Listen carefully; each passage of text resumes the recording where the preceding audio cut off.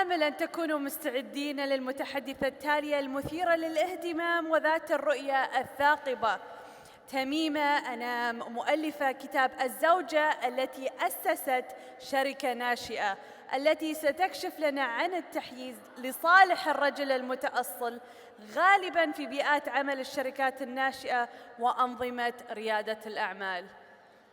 Welcome back, ladies and gentlemen, and hope you are ready for our next and truly interesting and insightful speaker, Tahmima Anam, the author of The Startup Wife, who will not be shy from telling us about the sexism that's often inherited, of course, in startup workplaces and entrepreneurial ecosystems. نرحب ترحيباً حاراً أيضاً بالاسم الذي تعرفونه جميعاً جيداً، AB سام توماس، رئيس تحرير مجلة ريادة الأعمال في الشرق الأوسط Entrepreneur Middle East.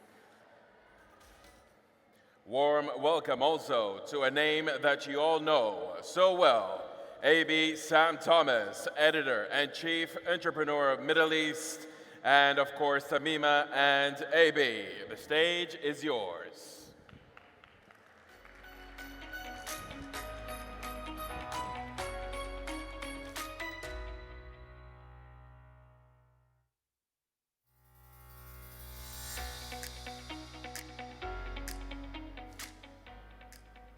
Thank you so much, Amal and Save.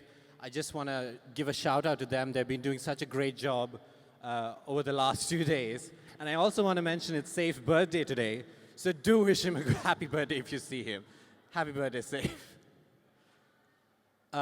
Ladies and gentlemen, it's my 5th year here at Sharjah Entrepreneurship Festival. And once again, it's a pure pleasure and privilege to be here. And I'm very happy to be joined here by Tahmima Anam, who is a celebrated author of books like A Golden Age, The Good Muslim, The Bones of Grace. But today, we're going to be talking about her latest book called The Startup Wife, which is, actually, I'm going to let Tahmima talk about the book. Tahmima, for those of us in the room who haven't read the book, who don't know the premise, can you perhaps start by giving a little bit of an introduction to the book and how you came to write it in the first place? Thank you, AB, and thank you all so much for being here. It's such a thrill. So I wanted to write a novel about a woman finding her power and how difficult that is and the challenges she faces. So this novel is about Asha Ray.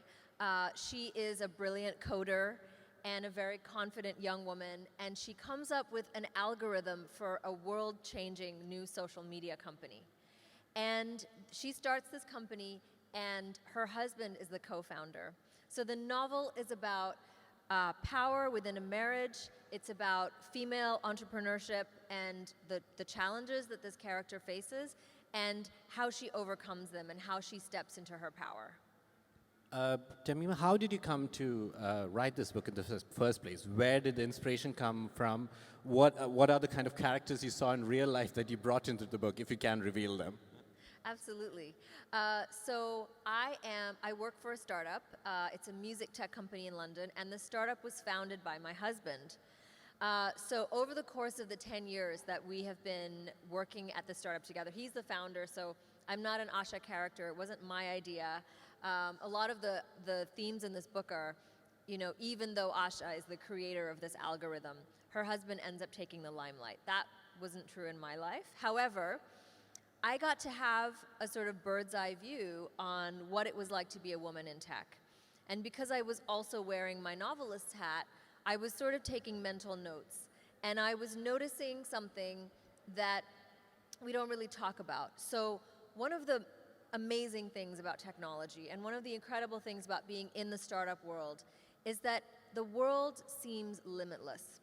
This is a world of magic and possibility.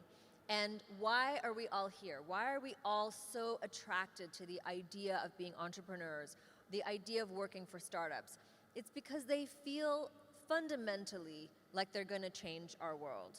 And technology has changed our world in so many ways. And yet, when I was sitting in those investment meetings and in those boardrooms, I felt like I was still in the old world. I still felt the pull of patriarchy. I still felt like This is a fundamentally undisruptible category of experience, which is that being a woman in the workplace, being a female entrepreneur, those are not things that we're talking about disrupting. We're talking about disrupting the way we order taxis and how we drive cars, and now you can get pretty much anything. I live in London. You can get pretty much anything sent through your letterbox, But we're not talking about disrupting the oldest structure in the world, which is the deep inequality that women face in every experience of their lives. And so I was both feeling the magic of the startup, but I was also feeling the limitations of being a woman in that world. And I wanted to bring that to life in the experience of a woman who has every reason to succeed. She has every reason to feel powerful, and yet she feels limited. And why is that, and how does she overcome it? I think I want to talk about, again, the central character of this book, Asha Ray, who I've told you this before, I instantly felt a sort of kinship with her. There is the talk about, her as an immigrant, as someone trying to do something new. And beyond all of that, the reason I felt so in awe of her is she's smart, she's funny, she has a great head on her shoulders. And yet, we know that, again, if you read the book, her entrepreneurial journey comes up with lots of hurdles and lots of obstacles. From your perspective, again, as the author and from what you've seen, why do you think her journey unfolded the way it did? That's a great question. Thank you, Avi. So why is someone like Asha, who has every reason to succeed, who has every reason to feel like the world is at her feet, and she comes up with this amazing idea. So she comes up with this algorithm, and it is a way to create bespoke rituals that organize your life.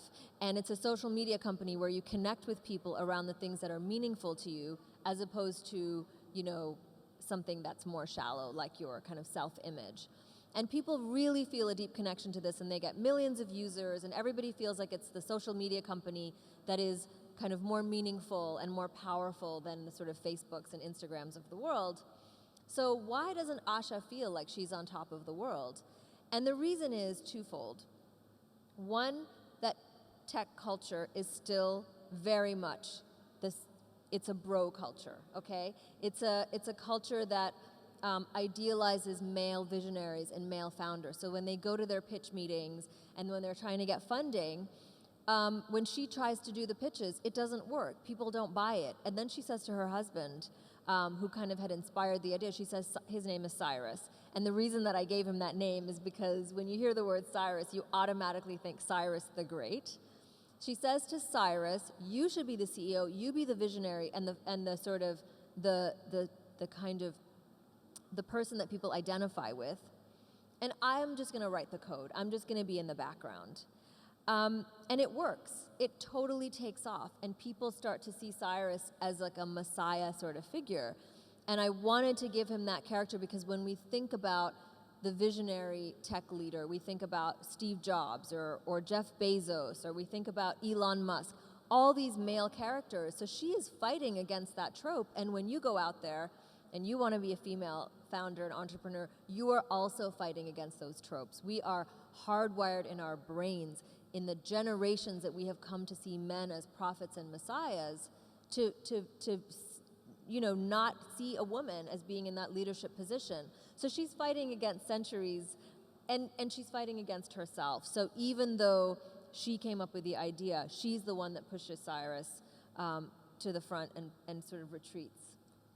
This premise, if you want to say it, like of a woman in a startup as a founder, as a co-founder, or even as somebody in the team, they join the company, they come up with the ideas, they come up with the innovations even, for that matter, and then they find themselves kind of pushed into the in the background, like you so rightly mentioned. Now, I'm going to kind of play devil's advocate here. So the first question is, do we think do we blame her for allowing herself to be pushed in the background, one?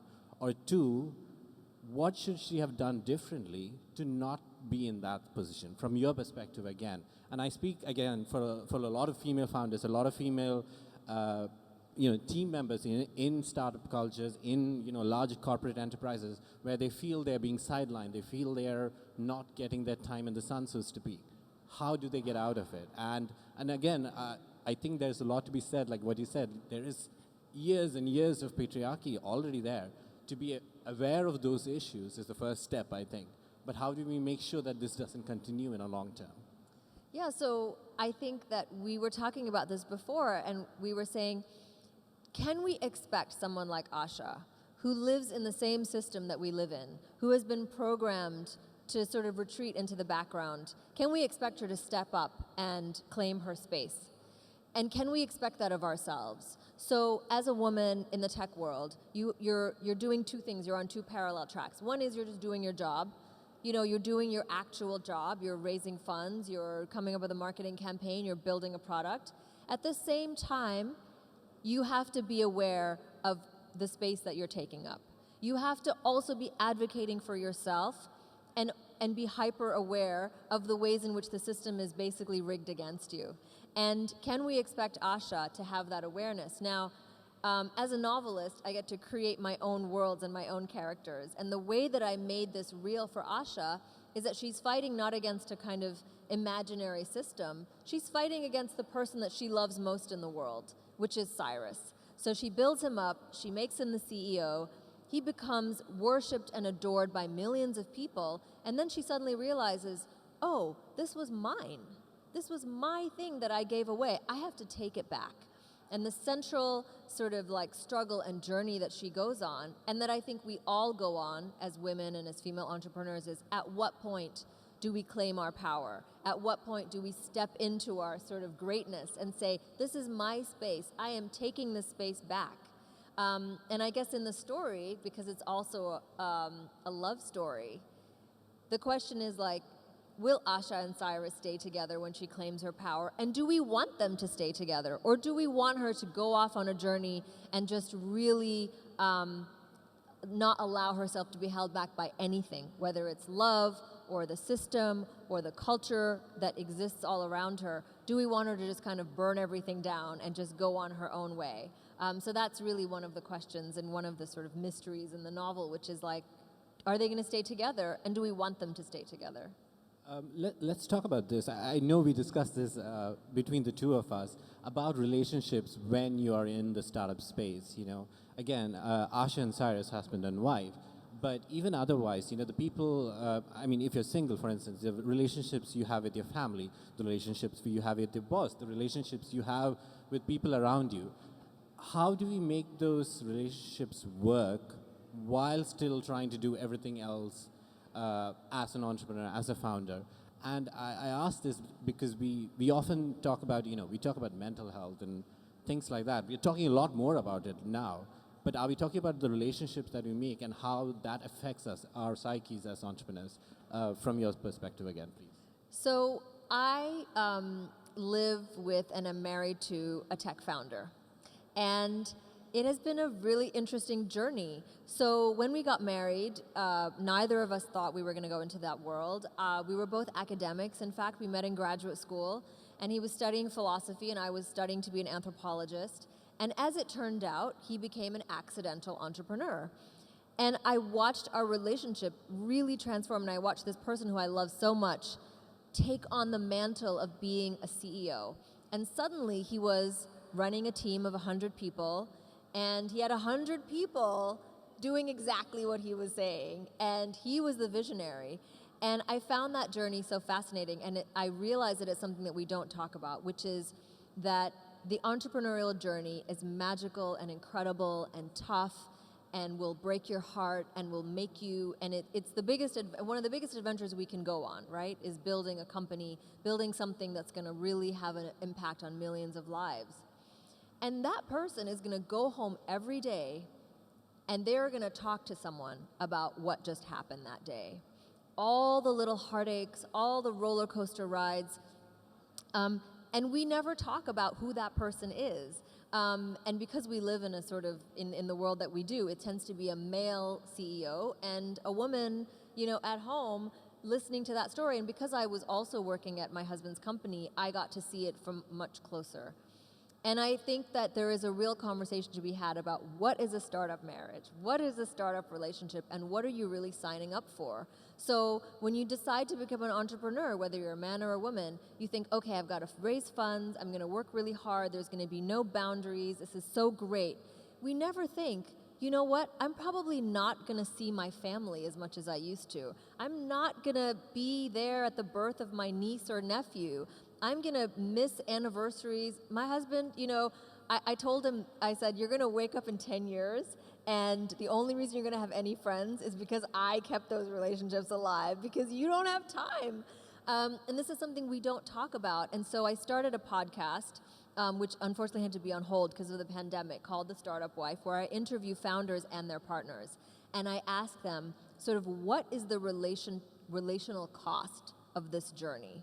And I would say from my own experience, being on this journey with my husband is one of the things that really bound us together. We felt so connected because we had so much to relate about. It wasn't like he was going off and doing a really boring job and then coming home and then we were just talking about the kids in the house. We were like, okay, how are we going to solve this problem?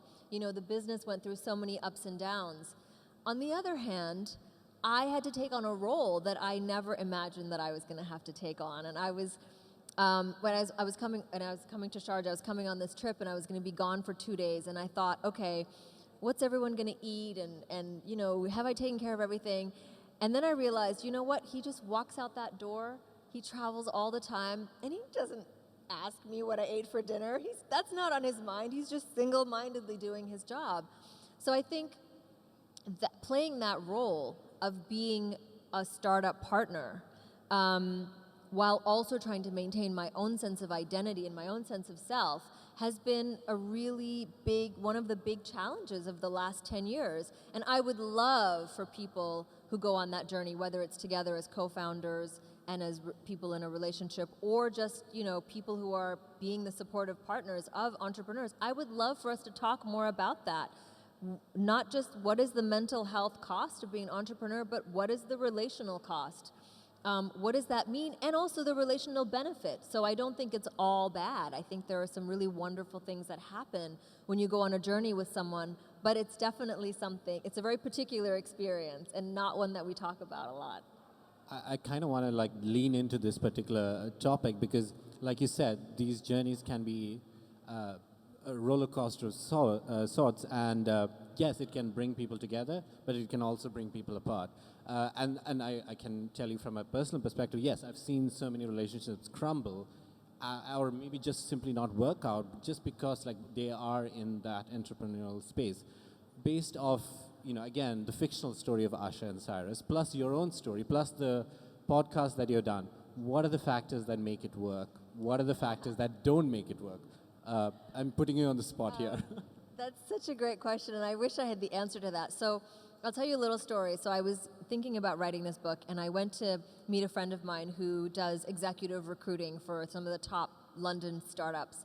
And I said, I'm going to write a book. It's called The Startup Wife. What do you think of startup marriages? And she said, very ironically, she said, when the business succeeds, that is when the relationship is the most vulnerable. Why? Because these two people have been on this incredibly, intensely emotional journey. And while they're on that journey, they're just think, okay, we just have to get through this time. You know, we just have to fight our battles. We have to be united. It can be incredibly bonding. And if the company has a big exit, that is the moment where a lot of the relationships falter, because you suddenly don't have that thing that was bringing you together. And frankly, you suddenly have a level of prosperity, or you go to a completely different place in your life. You suddenly have money in the bank, you're not worried about making payroll, and that comes with its own challenges. And so I think building a foundation of mutual respect and love that exists outside of the startup, that can survive, whether the startup survives or not, it becomes, I often say that being married to an entrepreneur is like having two people in your marriage. So you marry the person, but then you have this other thing that person is deeply committed to. It's almost like they're married to someone else while they're also married to you. And if you're going to survive as a couple through all of those ups and downs, you have to reckon with the power and the force of that thing.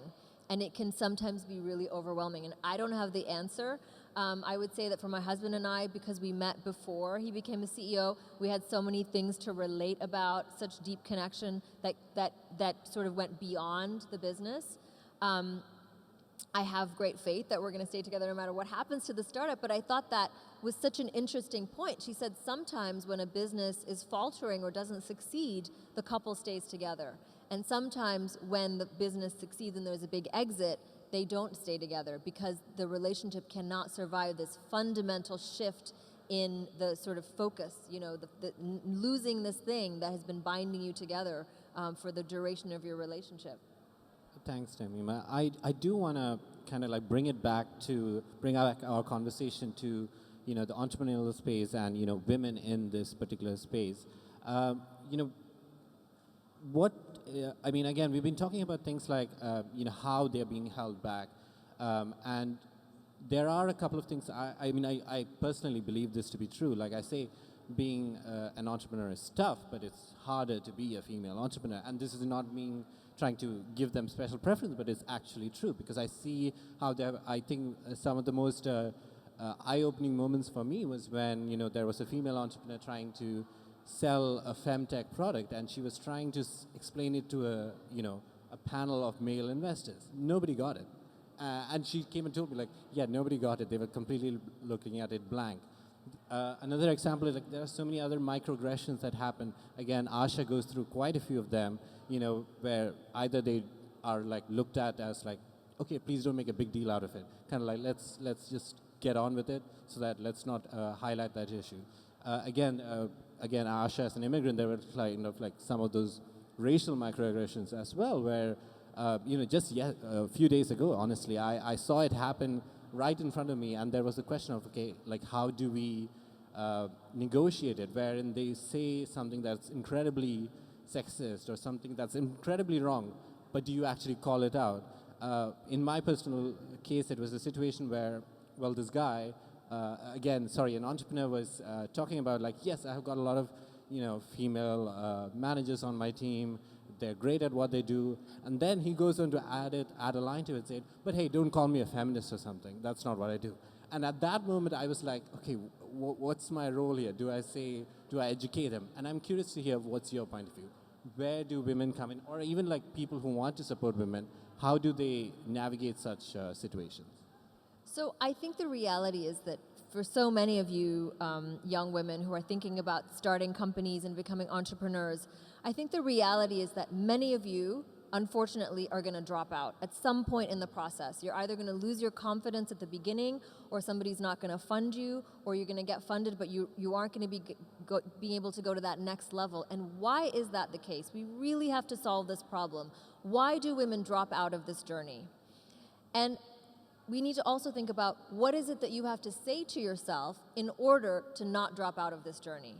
And I think the one fundamental thing that I would say is that we have to believe that our being here is beneficial to the entire ecosystem.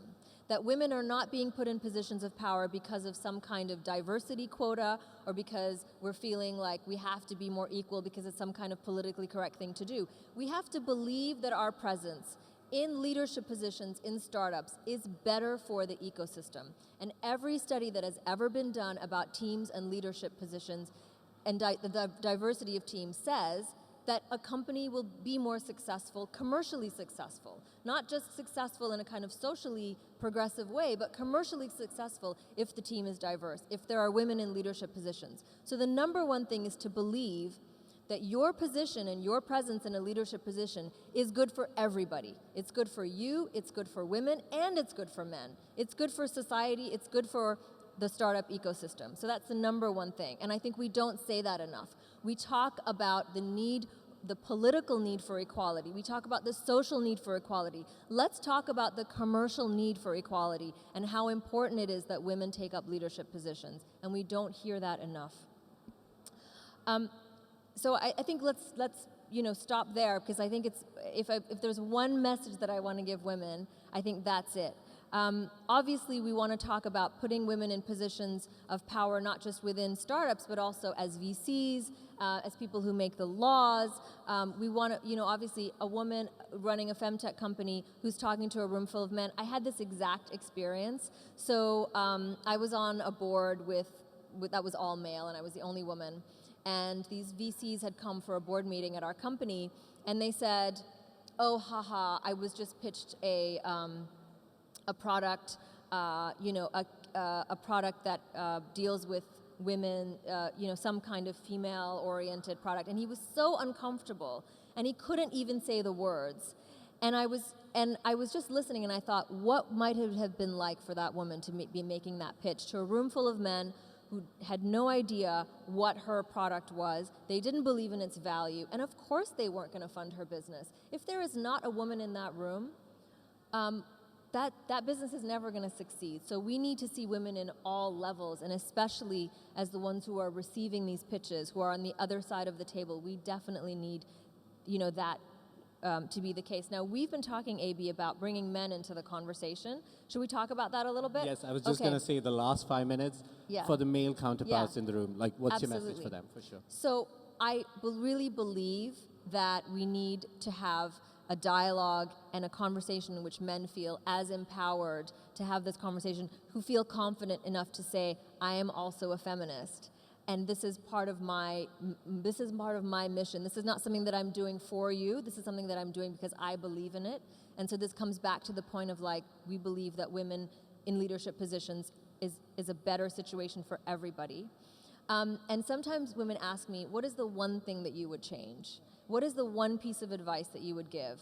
And obviously there are women in this room who know much more about this than I do, and who have the authority to speak on a kind of structural and societal level about what we can change. But I have one small piece of something that I would love for men to do. So we know that a lot of situations in the workplace and startups are male-only spaces. Not because women are excluded, but because a lot of boardrooms only have men in them. A lot of VC companies only have men in them. And I would love for men to think about the conversations they have with other men in male-only spaces. So there are certain things that men would never say in the presence of women, but there are certain things that men allow themselves and each other to say when there are only men around. Now, I don't know what those things are. I can only imagine, because I've never been in those spaces.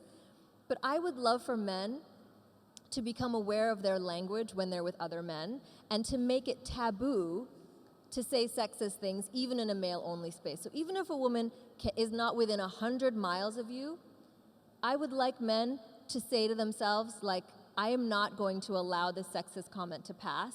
And so I have this idea that we would have a hashtag, which is, oh no, bro. So something that you can say to a man. Let's say you're in a male-only space, and a man is making a sexist joke.